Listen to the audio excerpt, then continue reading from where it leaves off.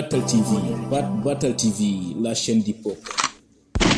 Ñu ngi lay nuyu si nag waa baax a baax to rafet loxo a teewaayo fale i refna meke i ngeewnu mbe délégation ko yoona fo sirnoxe faye itam in itam wax dëgg en tant que Batal TV i ngara pour couvrir no bes neke xane i mbug noonu itam ki war na ita teewaay itam fo itam xaro o denk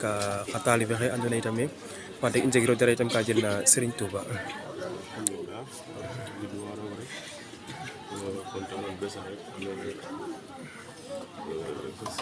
Jango yala o dame ko oyong na pada ko dame oyla mo dina hop dole betin no kantu sintuwa ina tale ni no raja na sintuwa kena moy ken bu taxin akenin mo ko yakarin rawtina koy tan ñu go délégation ane ka ina romalo jagala ko jitin ko bino journal ko na ndey donc wa dama ya dal ngon wax deug yalla day ma tek no ñu keke yok no ina tale ga yok ñu mo ngol yo je to kita layo in layo in ka data ka sakata lero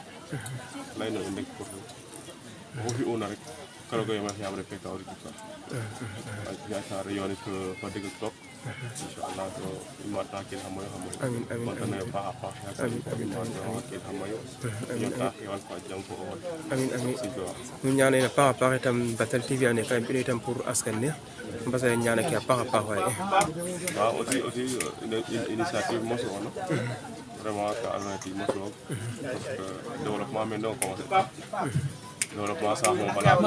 information ka information ka ko ando message ko parce que tigi tigo ador mi otolo wakti no wakti no hambat Batal de ka taha bago ano sa harame da tolwa ken nya no kanya nya ro ko baral an ko commencé ka